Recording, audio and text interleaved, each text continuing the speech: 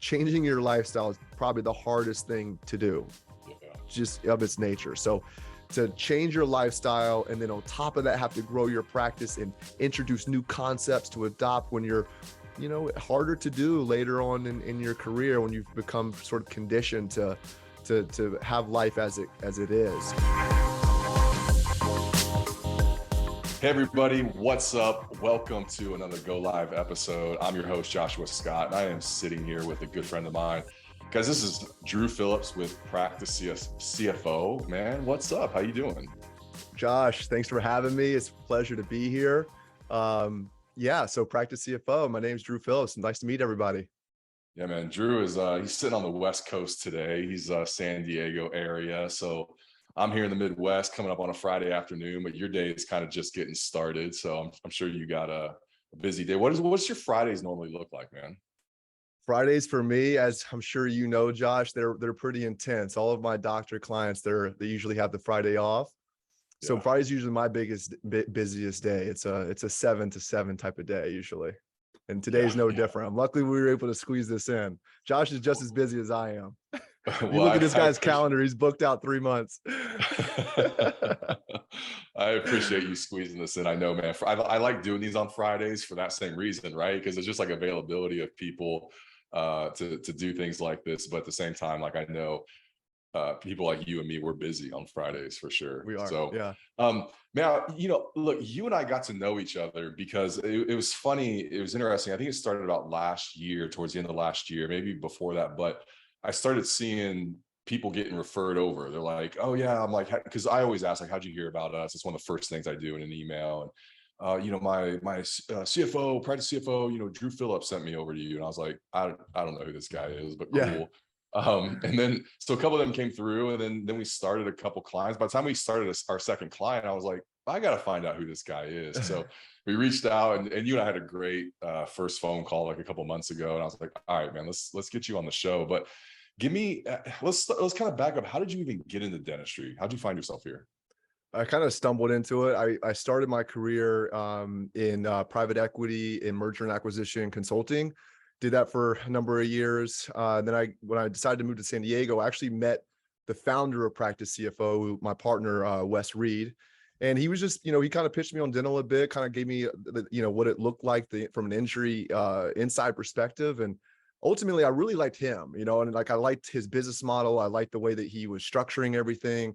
And for that reason, I sort of, I took a leap of faith really and left the private equity M&A world and joined forces with him. And honestly, I have loved every minute of it. I mean, it's been such a great experience. Dental is it has its own nuances and complexities, the same that you would find in any M&A deal, regardless of the industry. And the players in the space, both, the clientele and then the service providers, everyone's just like, feels like everyone's really great people, and everyone's striving to help pick each other up and help everyone be best in class. And you don't get that in every business industry. And so it's been quite nice for a lot of reasons, and that one being included. Yeah. I when I sit here and I talk to people, I'm like, there was none of us were sitting in high school going, I want to land a career in dentistry. I mean, unless you're going the clinical route, right? Like, none of us were sitting there thinking that. We all kind of fell into it some way. But what I've noticed, a common theme is like we've all kind of fallen into it, but you also fall in love with it like pretty quick just because of the people. And there's just something special about the profession as a whole. There really are, the dental clients, especially the ones that I seek out to work with, very loyal. I mean, they obviously expect great service and great quality, no doubt. But as long as you're providing that, it's very loyal people in this industry, and people that really are looking to be helped, and it was all you can ask for as a service provider. Yeah.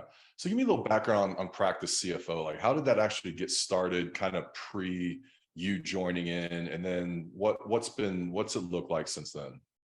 Yeah, so kind of, I guess I'll touch on Wes's story a little bit, not to tell his entire story, but he started off at Moss Adams in the wealth management department. So Moss Adams is like, a fairly large public accounting firm across the nation, but they also have a very successful wealth management department, one of the few public accounting firms that does that part well.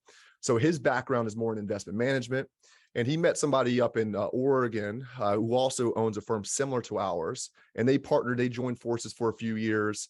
And then he moved down to San Diego, partnered with another similar type of firm here. And then ultimately found that he wanted to add a few different service lines that weren't being offered these other two places, and then have a sort of a more comprehensive experience. And that's sort of where Practice CFO was birthed. So Wes he has about 15 years in the dental space, and, Practice CFO for about maybe a little over 7 years at this point. I've been on board for a little over 5 of that. So, virtually since there was only like 3 or 4 of us here. But yeah, so, Practice CFO was founded to help doctors get financially independent earlier in life with more financial resources than they otherwise would. And then from there, with that goal in mind, we really reverse engineered the system that we deploy for our doctors and our clients to, make things simpler, make it more transparent, and give them better context, better, decision-making power. And through that comprehensive experience, we're creating incremental efficiencies, whether it's through cash flow increases, operating overhead efficiencies, better production, better revenue systems, right? So we're very all encompassing in terms of the blueprint that we're sort of layering into and tailoring for our clients, and helping them create the vision that they're ultimately seeking. And then the way that our system has been founded really is, it's not automated entirely, but for a lot of for most intents and purposes, it really is. And so, when you were able to remove that layer of stress, not only are we providing more value, but we're also providing a greater quality of life. And so we do that through what we call CFO advisors. So CFO is a chief financial officer, and we are an outsourced chief financial officer for dental practice owners. And through that, our CFOs are going to customize financial strategies, retirement plans, help, fund carry out the monthly accounting, and create tax services that are unique to their personal goals and their situations. And each of these services, they're harmonized with one another. And through that harmony, we're creating, or we're being able to hit these targeted financial outcomes that we're seeking. And that's ultimately, like I mentioned, it's going to lead to better financial peace of mind, greater organization. And, obviously the main goal is early attainment of financial independence. Yeah. Yeah. You guys, so that makes sense. Like you kind of look down the road. A lot of it is looking down the road, setting goals. Like, here's ideally where we want to be. I'm sure that some of that involves practice growth between point A and getting there. So is what I'm hearing you say, do you guys even step in with kind of coaching, kind of overall practice health, and like how's it growing, and support along those lines? Yeah, I've been very fortunate, since I started here, mainly because Wes had been in the industry for so long and had, done a lot of the hard grunt work to get these type of clients. But, I've been very fortunate to work with some of the best clinicians, but not only the best clinicians, but some of the best business owners in the country in the dental space. And through that experience, we have just a wealth of data and strategic ideas that have led to X amount of success. And through that data, I'm able to help, shape and carve, the ultimate path that these my clients that are, maybe just getting started or haven't, been exposed to that level of experience previously. And so, yeah, there is a bit of, I would say, consulting level coaching on best operational practices and best revenue practices. Is that necessarily in our scope of services specifically? Not necessarily, but it is part of the way that we add value above and beyond our services. So difference between myself and maybe a practice management consultant, as most people would understand it, is I'm not actually physically in the office. I'm not actually working with staff members to help sort of facilitate that change, but I'm giving you, what is needed and the clarity that what you need to know in order to create that change. And if we need to, and there are times, just depending on how proactive and how available my clients are, we'll bring in, someone to do some more of the hand holding pieces and facilitate what I'm really just saying verbally to them. Yeah, yeah. Well, no, I was curious because I know, like, we don't typically see a lot of referrals from accounting firms or, financial planners.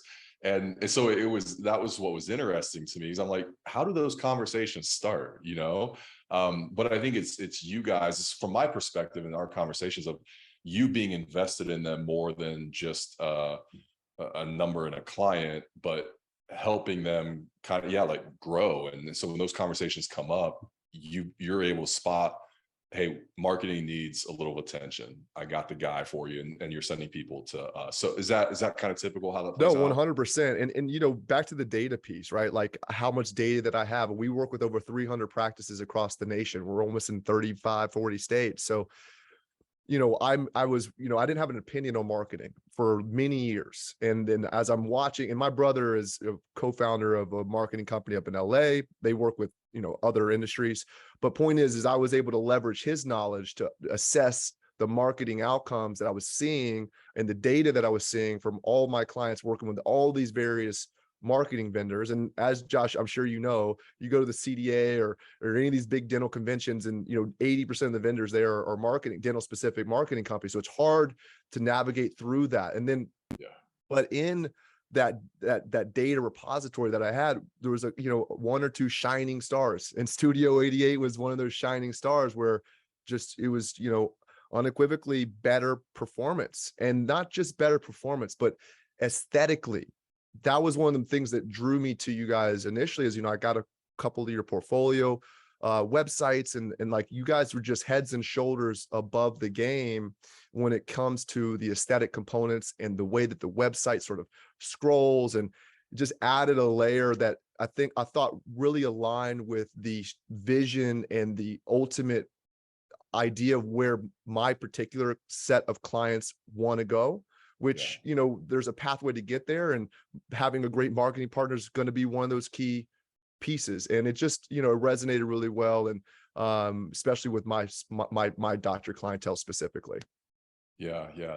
I love that. I mean, I'm always coaching doctors as well too, about putting together your team of advisors, and professionals. And I think what you're kind of getting at is, when you have companies that have similar values, like I think a lot of we share some Absolutely. shared values there. Like that just makes everything work better. Like, because my advice to your client is probably going to line up with the things you're saying, and your Yeah. advice is going to line up with the things we're saying. So it all tends to work better that way. Yeah, What did you definitely. guys? There's obviously a lot of accounting and financial service firms in the space, just like marketing as well, man. There's no Yeah. shortage of them. Yeah. What was it?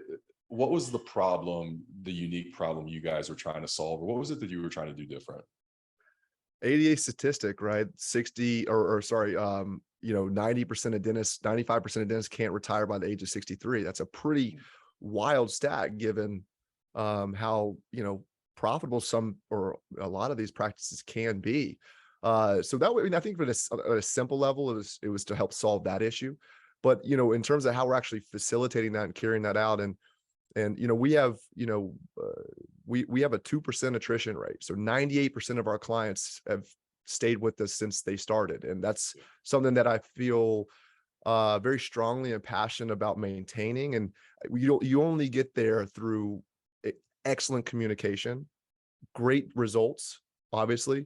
And I think that we've tried to scale our business in a way where we've sacrificed growth at times so that we maintain that level of dedication and results driven type of mentality.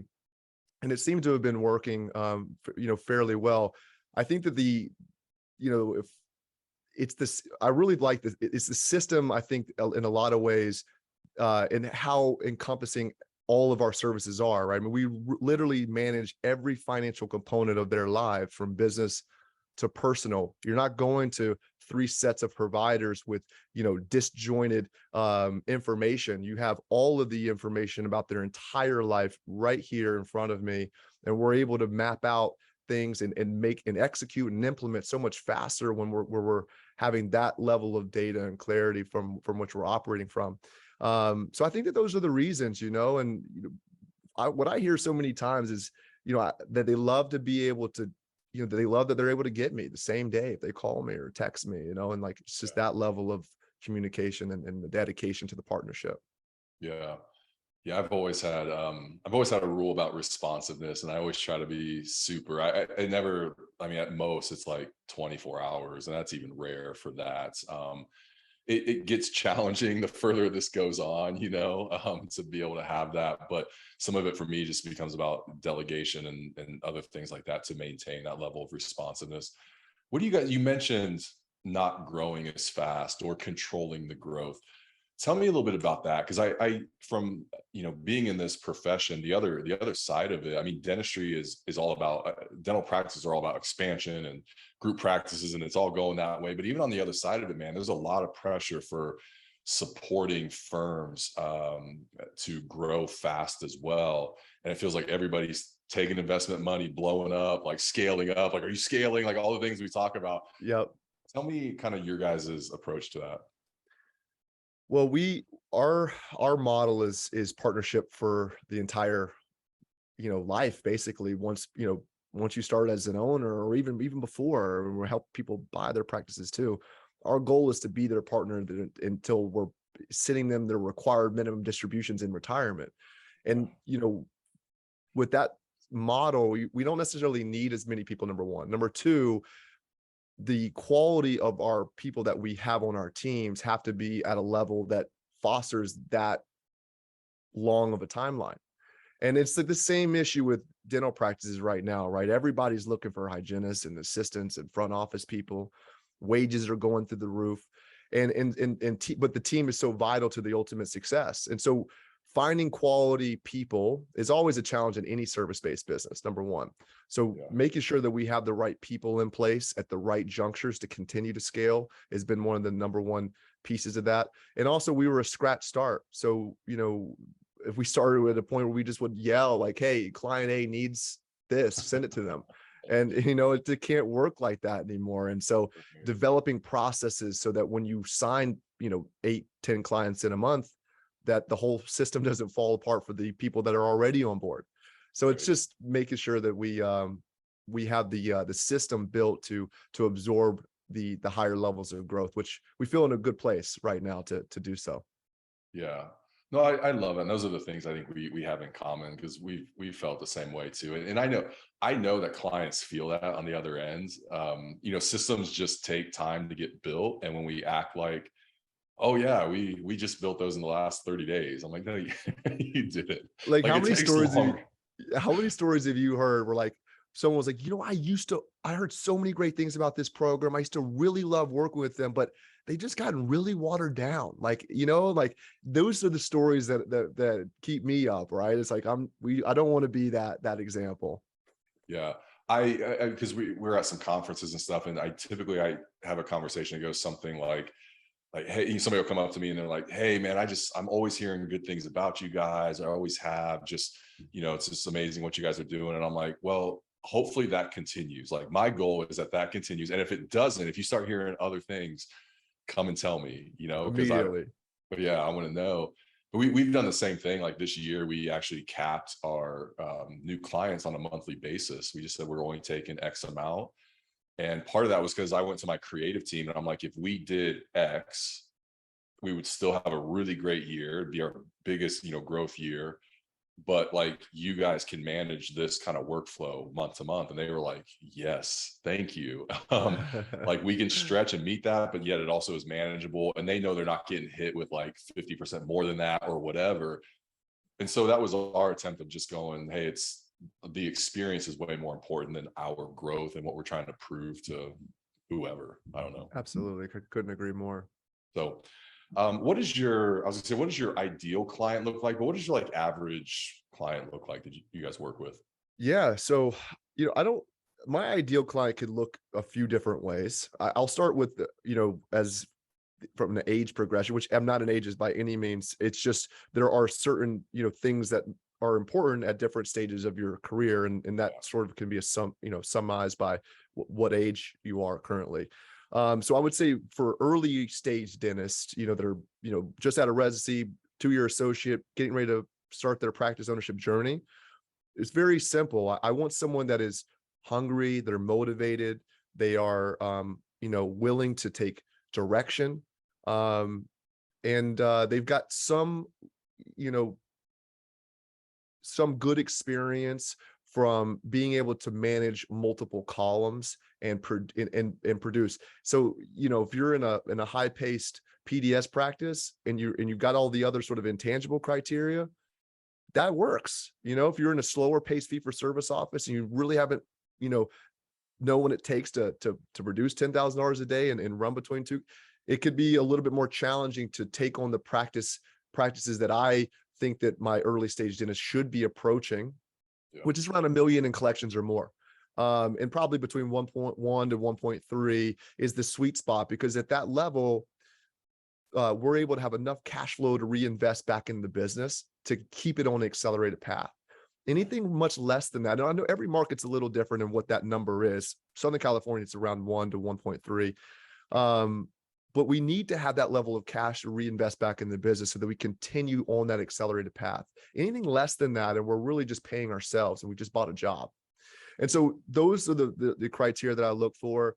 And then if we're moving down the sort of the timeline and in terms of age, I want someone that has built a great practice, but is missing a few efficiency points, right? Like their overhead structures, out of whack, or they just haven't really been focused on how they're managing their personal finances, or or some strategic changes in billing that opens up margins, and maybe just better efficiencies within the operational system itself that I can help. The hardest clientele for me personally is someone that's further along in their career that doesn't have a higher revenue base to work from, and they're spending too much money, right? Because they've created this lifestyle for themselves. And I promise you, changing your lifestyle is probably the hardest thing to do, just of its nature. So to change your lifestyle, and then on top of that, have to grow your practice and introduce new concepts to adopt when you're, harder to do later on in your career, when you've become sort of conditioned to have life as it is. So those are probably the hardest, but so those are kind of I would say between, what I look for and the ones that maybe be more of an uphill challenge. Yeah. Gosh, I can imagine those conversations being tough of like, hey, here's the deal. Spending's got to pull back. And I'll take them as long as I sense that, they feel committed to change, because the last thing that I want to do is have someone that I'm not providing value to, which I can only be as good as my partner on the other side, typically. So. Yeah.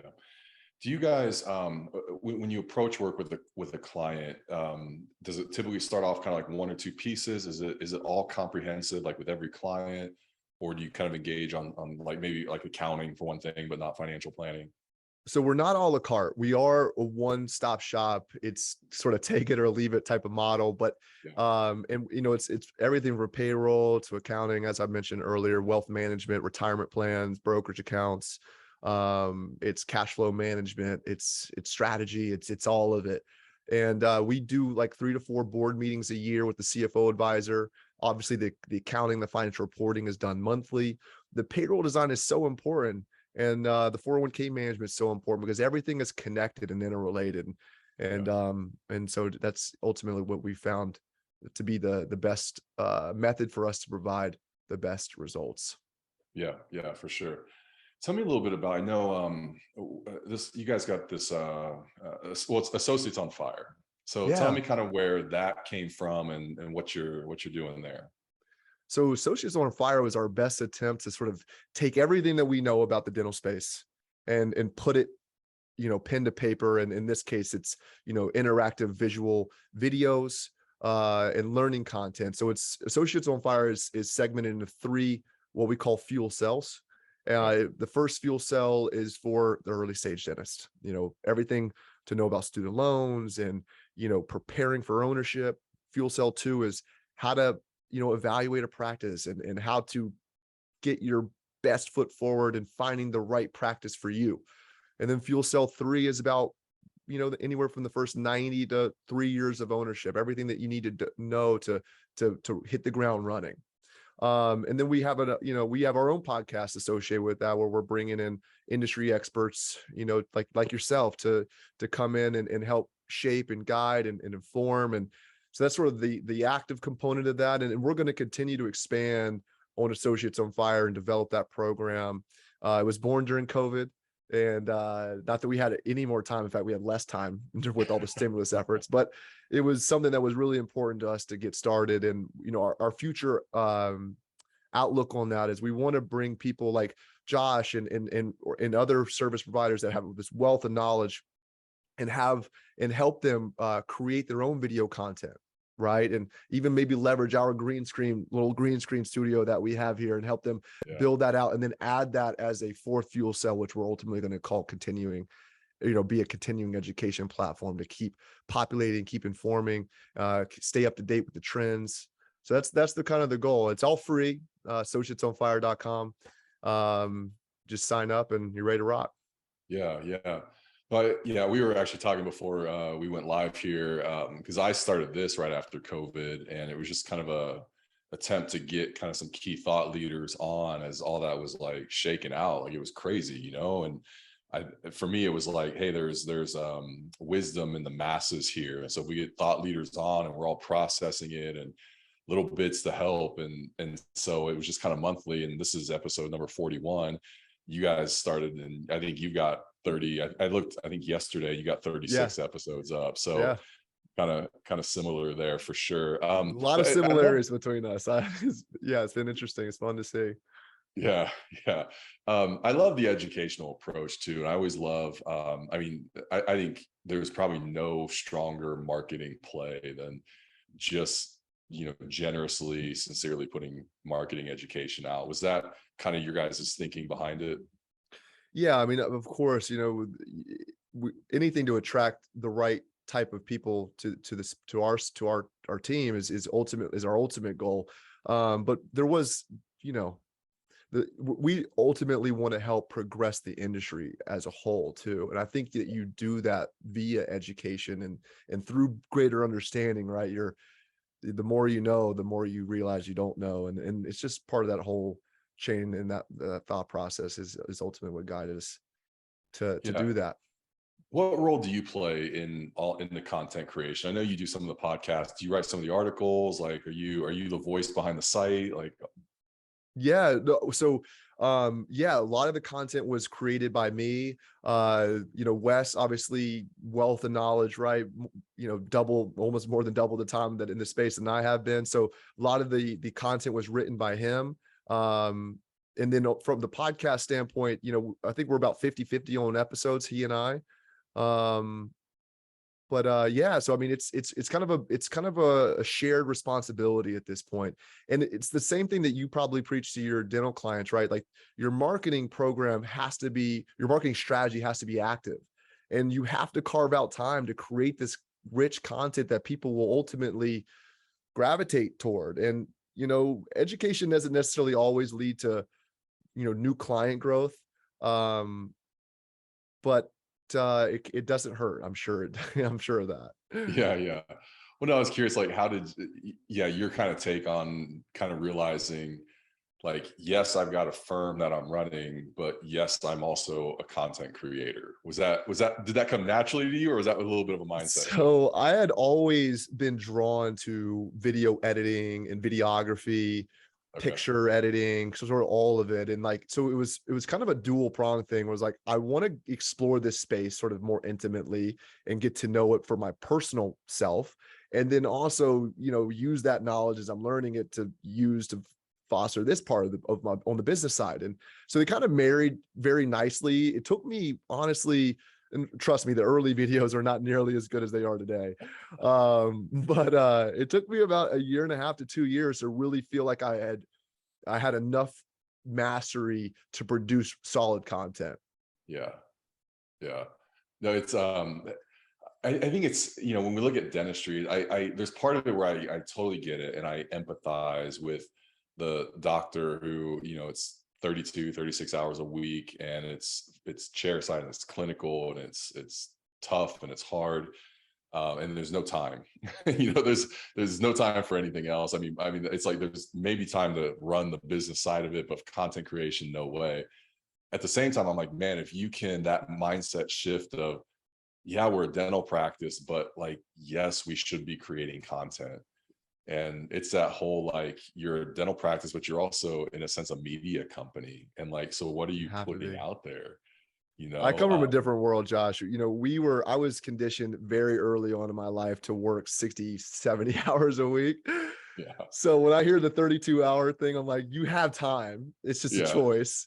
right. But no, the video editing and everything, those are after hours. It's just part of what you do, right? As trying to build a business. So Yeah, yeah, it's funny. I mean, we when we launched, I probably had a little bit of a chip on my shoulder because my former boss, I was trying to leverage. I worked at a practice management consulting group for 12 years before this, and that's right. Yeah. this was kind of like when Facebook was just coming into play and podcasting, and I'm trying to take his speeches and put it on podcasts and also like post it on Facebook and all this stuff. And I remember at one point he was kind of like, yeah, like I'll let you play around with that, but like people don't really get clients from social media.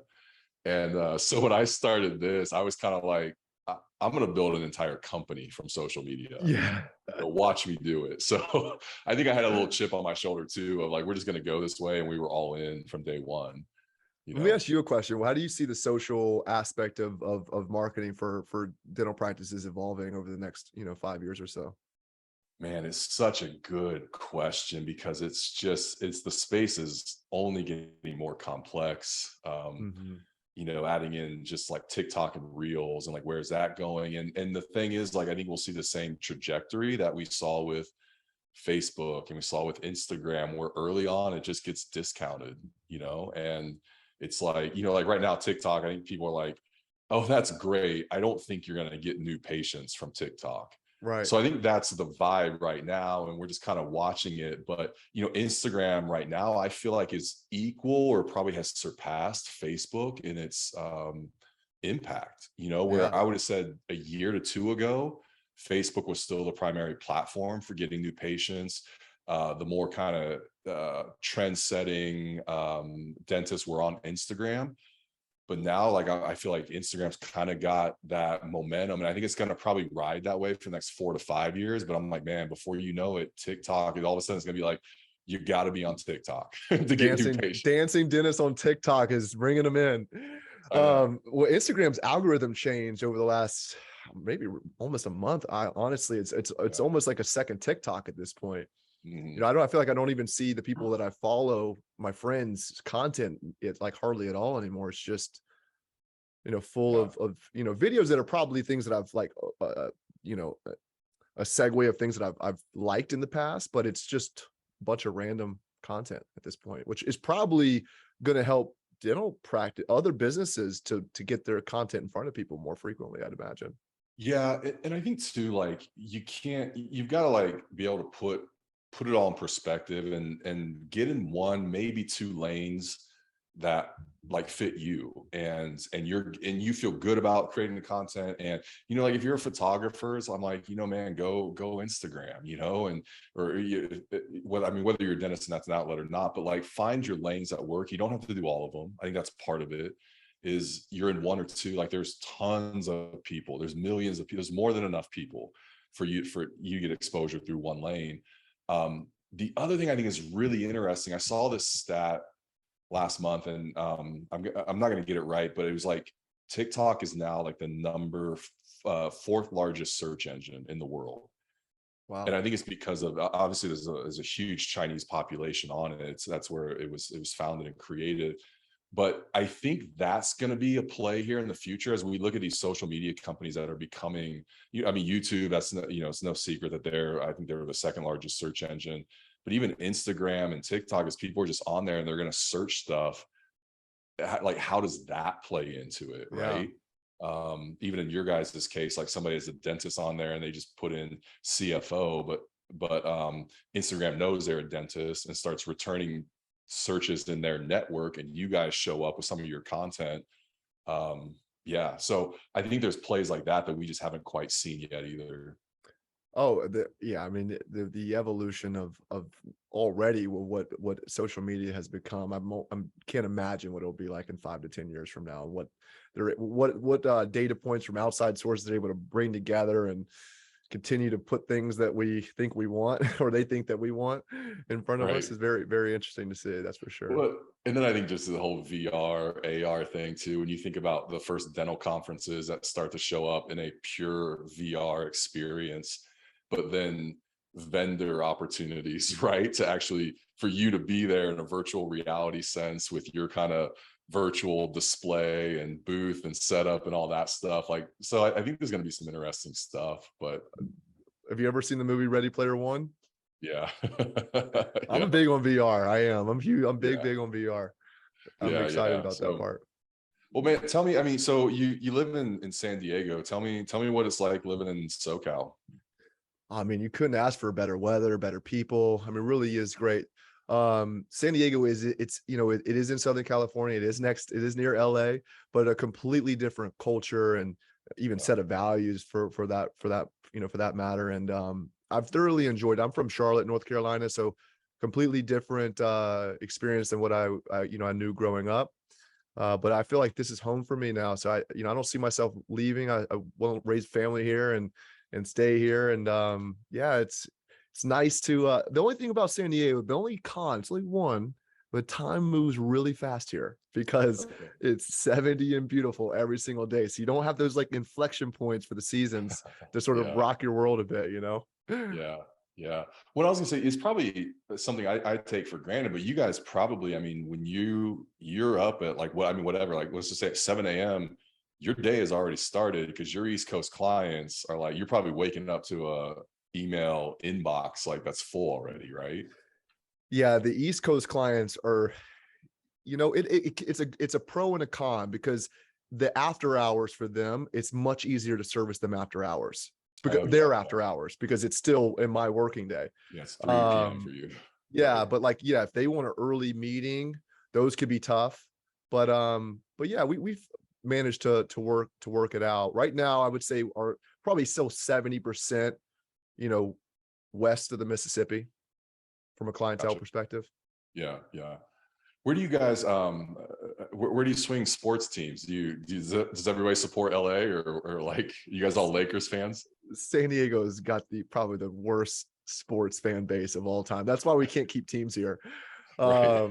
But no, I You guys mean have the outside of Padres, we right? have the Padres, and I would say that we we are fans of the Padres. Other than that, it's a hodgepodge. San Diego is a melting pot, so it's very rarely do you meet people that are from here. Everyone has their own team, Yeah. which makes like Sundays really fun. At wherever you're watching the games, it's a lot Yeah. of yeah, it's fun. Yeah. What's your free time look like? What do you do to kind of blow off the steam? I'm super active. I less basketball than I used to, but I still love to play that sport. A lot of golf, more so now. A lot of beach volleyball. Picked that up a few years ago. Been really into that. Um, being on the beach, being in the sun, and hanging out with my friends. That's, I would say, between sports and that's sort of my downtime. Other than that, I'm really still very laser focused on the business side of my life, and I'd probably say the majority of my time is still being dedicated to this piece for Yeah, now. yeah, Yeah. for sure. I can tell that about you for sure. But I'm also like, bro, you need some hobbies, you need some Yeah, I stuff. got some hobbies. I try Yeah, to mix it up and keep it fresh. yeah. Definitely. Well, basketball. So what's your team? Uh, I've got to rock the Hornets, All right, loyal since day one. Same with the Carolina Panthers, all loyal right. since day one. And that's about as far as it goes for teams for me. Other than that, outside of that, I'm big on players. Obviously, I love Steph Curry, LeBron, as controversial as that comment may be. Um, Kyrie Irving, as controversial as that comment may be. So I tend to gravitate more toward quick and shifty guards on the basketball side of the equation. Yeah. And really basketball is my sport if I'm going to watch something. Definitely. Yeah, well, it's not controversial here, man. I mean, being outside of Cleveland, I mean, everybody in the state of Ohio was a LeBron fan for sure. Then they weren't when he went to Miami. Then they were when he came Yeah, back he again. came back. And now we're, I think still everybody's a pretty big fan, even though he went to LA. And He got you I guys a ring. So the I satisfaction there alone, right? I know. I honestly supported him going to LA. I know what he's trying to do, and he's got kind of a bigger vision of even post basketball and what he's trying to accomplish. But what was interesting is I was in Cleveland, I think it was the week after he announced the trade, or it might have been like the month after, but it was so there's this building in Cleveland where they had that like 14-story billboard of LeBron, and with the chalk, I don't know if you Oh yeah. ever saw that, but it was like I 14 forget what it stories, said. really. Wow. Incredible. Yeah, it was huge. They just did this whole building, and it was like that for years. It was like we're witnesses of history or something like that, and it was Nike that did it. And so I was in there about a month later, and they're taking it down, and I was like, No way. oh no. And it was crazy. I'm in Cleveland probably quarterly, and watching the economic impact of that when he left was like crazy. Interesting. It's billions of dollars when you think about even Interesting. jobs. Like you think about the TV rights to Cavs games that went away, which meant cameramen and support staff and all that. It was yeah, it was downtown, just became, it still even is, like it hasn't recovered from it. It's wild. I've never been to I've never actually been to Ohio. It's interesting, but at some point I'll have to get out and see you, and we'll go check Cleveland. Now, how far away is Cleveland from you? 2 hours. It's not bad, Driving but time? Okay, that's yeah, not bad. That's yeah, close enough. drive. Yeah. So yeah, man. Well, look, you always have an open invitation, man. If you're ever in Ohio or just even need a reason to come, You're the only one I know there, so that's awesome, dude. It's a really cool spot, especially this time of year. It's beautiful out today. I mean, I think it's like 78 and beautiful. It's probably very similar to San Diego today. yeah, probably, yeah. Yeah. You Yeah, guys we get only get what, solid 4 or 5 months a year? like Weather-wise, I 3. mean. Yeah, like Three. 3. So, Well, uh, yeah. so everyone's out and about during those 3 months, I'd imagine. Yeah, yeah. Well, man, before we kind of wrap this up, I know, running a firm and just kind of being visionary and looking towards the future, there's probably no shortage of ideas. But what's catching your attention for the next 5 years, whether it's with Practice CFO or Associates on Fire, or just you personally? Yeah, no, so I'll stick to the dental just because this forum that we're in.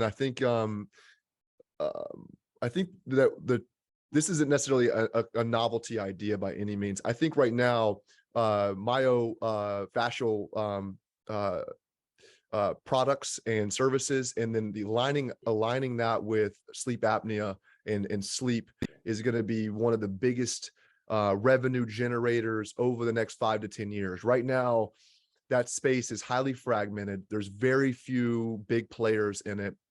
The barriers to entry is very high at the moment. And the level of the consumer education, people that would be patients for this type of service, is just starting to manifest. And I think through that increase of knowledge, you're going to have more people seeking that service. And I think it's just a natural segue for dental clinics to run with this. And then there's also new technology emerging every single day related to sleep and wearables that you can actually take home with you for weeks at a time, as opposed to having to be in person for these sleep studies, which is cumbersome for people that want to do this and think they have an issue with it. So I think the evolution of sleep and using Myo as well to help create comprehensive change in that area, super big potential market that's just being tapped right now. Yeah. And I couldn't agree more with you. I think that's probably my number one trend up there. And it's interesting. I've had some, sleep experts on this show, and I kind of talk about, like, I think it's the next big trend in the next decade of dentistry. And they're kind of like, this has already been a trend for 10 years. And I'm like, you're in it. And I know you think that, but like, I see the potential of it. I've gone down that road myself with sleep apnea and treatment to help that and correct that. And so my daughter has, my family has. I think a lot more people struggle with airway issues than we know. And so Oh, the 100. education is starting. I think it's what you said. It's like that education is starting to get to that tipping point now where it's becoming a common conversation. Absolutely. If people were able to relate their symptoms to the cause, Yeah. they would be shocked by how many symptoms are a cause of their sleep apnea. Yeah. And so, I need to do a sleep study myself. I've actually been trying to prioritize that in the near future. I'm glad that Yeah. was your experience favorable? Did you go to a dentist? Yeah, I did. Just because I noticed I was, yeah, just some things. I felt like I was always kind of like I was on the highway going, 70 miles an hour, but like in like fourth gear, like where it's Mm, just like you're just revving hot. Like I felt like that about life, and mm. I was waking up not rested, didn't know. So I was like, let me go do it. And it was a moderate amount of sleep apnea, but I think especially as guys, is we get kind of bigger neck, bigger chest, and older in life. It's just all that tissue just kind of sits back, and there was some obstruction. And so I think when I got my cone beam, it was my airway was about a half of my pinky, like that was the of air getting through. And so yeah, I went through like a Vivos kind of appliance, a palatal expander for about 2 years, and now I'm in Invisalign to just kind of get everything placed See how back. it's, And and it's a nice segue to Invisalign. I know. Think at all the crossover revenue synergies there. I know. But I don't know. I started tracking my sleep. I've got this like band here. It's called a Whoop band, I but have one too. yeah. Yeah, I love Um, that thing. man, I'm obsessed with like waking up in the green in the morning with like Yeah. at least as much full recovery as I can. So it's got me paying attention to like how many hours I'm sleeping and what that sleep looks like, and like the effect of alcohol on that sleep, the effect Yeah. of working out on that sleep. Stress like shows up. If I don't drink enough water, like it can show up in that. So um It takes some but time to my get the baseline for yourself in terms of like what this means to me, because it's just a number at first. But yeah, you're right. Once you're able to relate it to the things that you're doing, super cool. So with that, so you had to wear an appliance then for a couple of years to help fix your situation? Yeah, I went in. I actually did a normal kind of sleep appliance, which just brings the lower jaw forward a little bit, and Mm, that solves the problem. But it doesn't. Solves the problem in the short term for at night. But my question was like, can I solve this long term, or do I have to sleep with this the rest of my life? And so there's a group out there called Vivos, and a product they have. It's a palatal expander, and so I was in that 2 years just at night.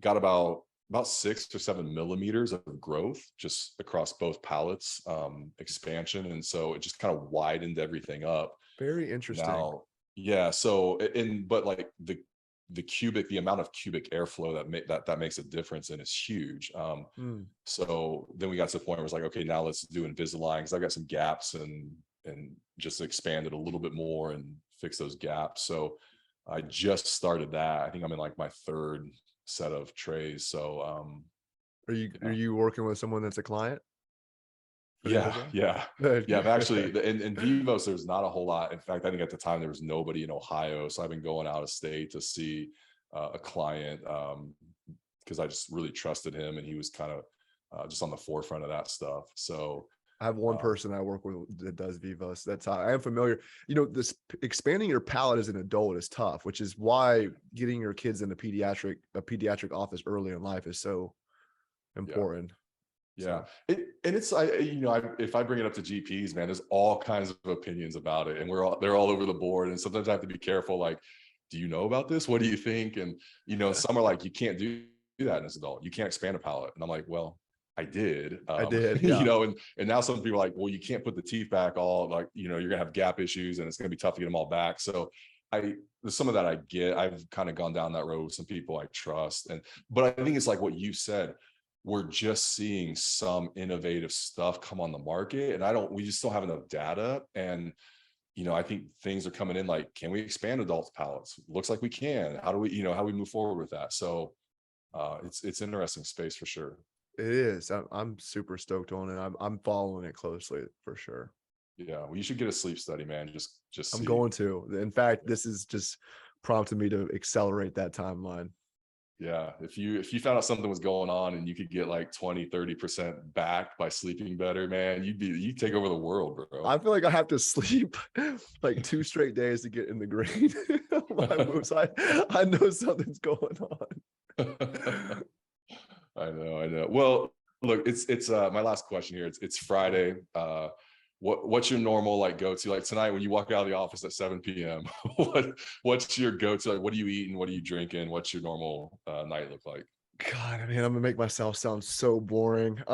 Friday is usually my like chill night. I go home and just rest, and then and Sunday I have a little bit more fun. But Yeah. I have a catered meal plan like that gives me 3-4 meals a day. It's all Cool. prepped, it's all ready, it's all macro, calorie counted, everything.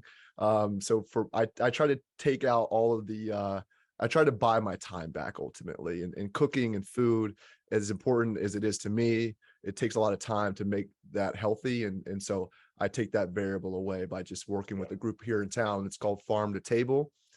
They have a local farm in Carlsbad and Oceanside. So like 70% of the food is grown right there on their farm. It's Awesome. pretty cool. Yeah. Awesome. So Friday night's it's not a cheat night for you, huh? It's not a cheat night. No, not you. Saturday and Sunday though, pizza and burgers, you're gonna see that happening a lot. Yeah. Yeah. Yeah. So no even fun drink to sit down and chill out tonight with, or Yeah, of course, a glass of wine, maybe a spicy margarita, definitely something just more like low key, the house, maybe hanging out with some friends or something. But yeah. Yeah. Now, yeah. are you a wine guy? Yeah, I like wine. I like depending on the time of the day or night, that varies. But yeah, I like white wine and rosé during the day, and more of a red at nighttime. Nice, nice. I'm in my in the middle of my sommelier level 3 Are you? certification. I think you might have. That's incredible. Yeah, it's Where do you find the time? That's your hobby right now, then. yeah, yeah. And level 1 and level 2 were like manageable. Dude, this one is it's kicking my butt right now. I bet. Yeah, it's I'm opening 2 bottles of wine every night to like taste, and I got to Taste, yeah. submit tastings, and so I've got like stuff. I mean, right now I probably got 6 bottles open there. So if you were here, I'd Yeah, I'd help you with here's a those. couple, man. Yeah, take take them some. with you. Well, you have to send me some suggestions because my knowledge of wine is poor. How fun I have drinking it is high. So I would Yeah. like to bridge that gap a little bit. Yeah, then that was kind of I fell in love with it years ago, and honestly, it was a post-COVID, like it was so intense there for a little bit. I was like, I need a hobby, I need something new to just put attention in somewhere else, because there's just too much of the business and everything. And so Yeah. My I buddy was actually like, started a wine delivery business during that period of time. Wine tasting. So you get you get like hell basically yeah, like a sampler, and you can order however many of those. But anyway, that was perfectly timed, I think. yeah, yeah, for You're a sure, great for you're a sure. great evidence of that. Well, man, look, if somebody out there is watching this, they want to get a hold of you, where's the best place online to connect with you? Yeah, so best place, go to www.practicecfo.com, navigate to the CFO team page, click on my pretty picture, and you can schedule a meeting with me right directly through our website. And we can chat and work through whatever you want to. And also check out associatesonfire.com for any free education learning that you want to get done.